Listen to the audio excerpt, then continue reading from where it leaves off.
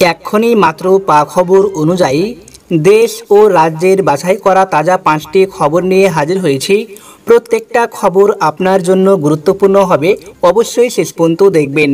ভিডিওকে মোটেও স্কিপ করে দেখবেন না, না হলে আপনি অনেক কিছু মিস করবেন। অবশ্যই শেষ পর্যন্ত দেখবেন।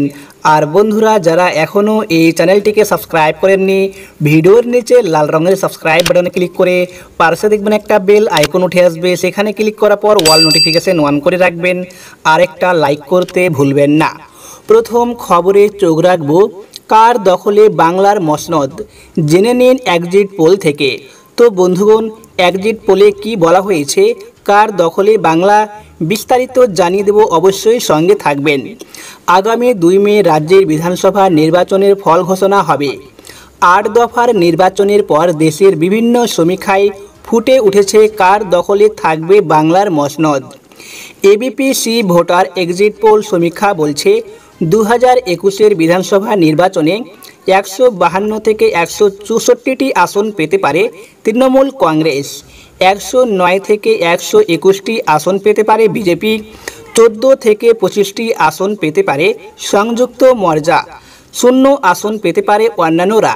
এবিপি ভোটার এক্সিট পোল সমীক্ষা বলছে কোন দল কত শতাংশ ভোট পেতে পারে। তৃণমূল পেতে পারে 42.1% ভোট, বিজেপি পেতে পারে 39.2% ভোট, সংযুক্ত মোর্চা পেতে পারে 15.4% ভোট, অন্যান্যরা পেতে পারে 4.3% ভোট। টাইমস নাও ভোটার এক্সিট পোল বলছে 2021-এর বিধানসভা নির্বাচনে তৃণমূল পেতে পারে 158টি আসন, বিজেপি পেতে পারে 115টি আসন, বাম কংগ্রেস মোর্চা পেতে পারে 19টি আসন। এবারে আমরা জানব রিপাবলিক সিএনএক্স এক্সিট পোল বলছে 2021-এর বিধানসভা নির্বাচনে তৃণমূল পেতে পারে 128 থেকে 132টি আসন, বিজেপি পেতে পারে 138 থেকে 148টি আসন, বাম কংগ্রেস মোর্চা পেতে পারে 11 থেকে 21টি আসন।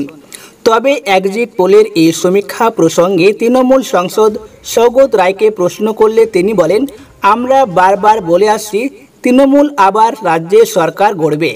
মমতা বন্দ্যোপাধ্যায় তৃতীয়বারের জন্য রাজ্যের মুখ্যমন্ত্রী হিসেবে শপথ নেবেন। সমীক্ষায় আমাদের কথাই বলছে, ওরা যেটা বলছে সেটা আমরা প্রথম থেকে বলে আসছি, আমরা জিতছি। সিপিএম নেতা রবীন দেব এক্সিট পোলের এই সমীক্ষায় বিশেষ গুরুত্ব দিতে চাইছেন না। তিনি বললেন, আমরা বারবার দেখেছি এক্সিট পোলের সমীক্ষা কিছুটা মিললেও পুরোটা মেলে না, তাই আমরা এসবের উপর তেমন ভরসা করি না। বিজেপি নেতা রাহুল সিনহা এক্সিট পোলের সমীক্ষা প্রসঙ্গে বলেন, এক্সিট পোলের কোনটাতে বলছে বিজেপি সরকার গড়বে, কোনটাতে বলছে বিজেপি সরকার গড়বে না। বিহারের এক্সিট পোলের কথা সবার নিশ্চয় মনে আছে। আমি এই নির্বাচনে বিজেপির পক্ষে মানুষের যা সমর্থন দেখেছি তাতে আমি নিশ্চিত করে বলতে পারি রাজ্যে বিজেপি সরকার তৈরি করছে। পরের খবরে চোখ রাখব, ভোট গণনার আগের দিন ভার্চুয়াল বৈঠক করবেন মমতা, কথা বলবেন দলের যেসব নেতা কর্মীদের সঙ্গে। তো বন্ধুগণ, বিস্তারিত জানিয়ে দেব, অবশ্যই সঙ্গে থাকবেন। 2021-এর বিধানসভা নির্বাচন গতকাল শেষ হয়ে গিয়েছে, এবার গণনার জন্য প্রস্তুতি।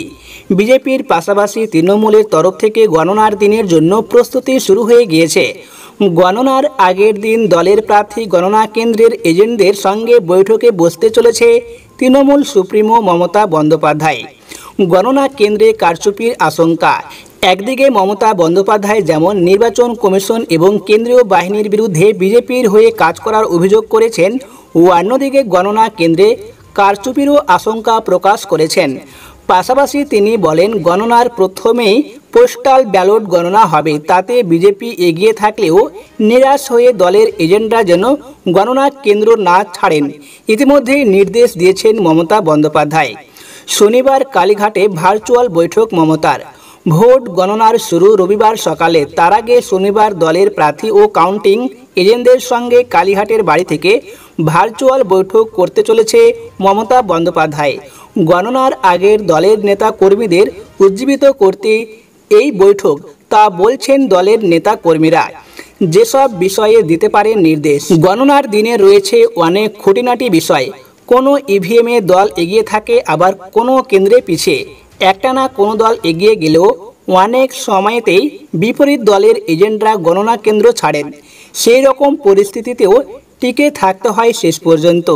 সেই সব বিষয়েও পরামর্শ দিতে পারেন মমতা বন্দ্যোপাধ্যায়। পরের খবরে চোখ রাখবো, কি আভাস দিয়েছিল বাংলায় 2016 এক্সিট পোল, কতটা মিল ছিল ফলাফলের সঙ্গে, বিস্তারিত জানিয়ে দেব। অবশেষে সাঙ্গ হচ্ছে বাংলার ভোট যজ্ঞ।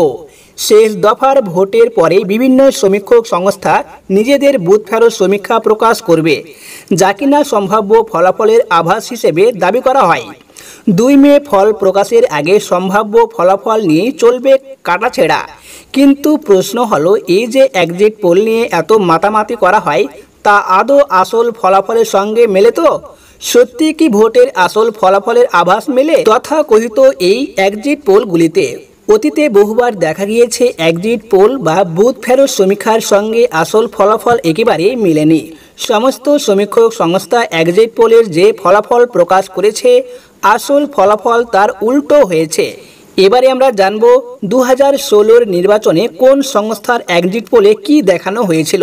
সি ভোটার জানিয়েছিল তৃণমূল 166, বাম কংগ্রেস 120, বিজেপি 4, অন্যান্য 3। ইন্ডিয়া টুডে জানিয়েছিল তৃণমূল 243, বাম কংগ্রেস 44, বিজেপি 4, অন্যান্য 3। টুডে চাণক্য জানিয়েছিল তৃণমূল 210, বাম কংগ্রেস 70, বিজেপি 14, অন্যান্য 0। এবিপি নিয়েলসন জানিয়েছিল তৃণমূল 163, বাম কংগ্রেস 126, বিজেপি 1, অন্যান্য 4।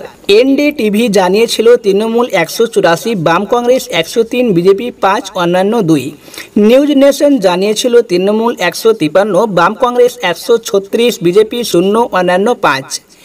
ব্রেস নিউজ টাইম জানিয়েছিল তৃণমূল 214, বাম কংগ্রেস 72, বিজেপি 3, অন্যান্য 5। বাংলার চূড়ান্ত ফলাফল তৃণমূল 211, বাম 35, কংগ্রেস 42, বিজেপি 3, অন্যান্য 4। পরের খবরে চোখ রাখবো, আগামী 2 মে নির্বাচনে ফলাফল প্রকাশ হবে। নির্বাচনের ফল প্রকাশের আগেই নয়া নির্দেশিকা জারি করল কমিশন। আগামী 2 মে নির্বাচনের ফল প্রকাশ। নির্বাচনের ফল প্রকাশের দিন কোনো রকম বিজয়া সম্মেলনী করা যাবে না বলে জানিয়েছিল আগেই কমিশন। এবার নির্বাচন কমিশন থেকে জানানো হলো, প্রার্থীর কোভিড ভ্যাকসিন সম্পূর্ণ করার শংসাপত্র এবং কোভিড টেস্টের রিপোর্ট নেগেটিভ থাকলে তবেই তিনি গণনা কেন্দ্রে প্রবেশ করতে পারবেন।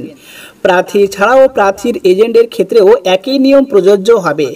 এছাড়াও গণনার দিন ইভিএম মেশিন থেকে শুরু করে প্রয়োজনীয় সমস্ত সামগ্রী স্যানিটাইজ করে তবেই ব্যবহার করতে হবে।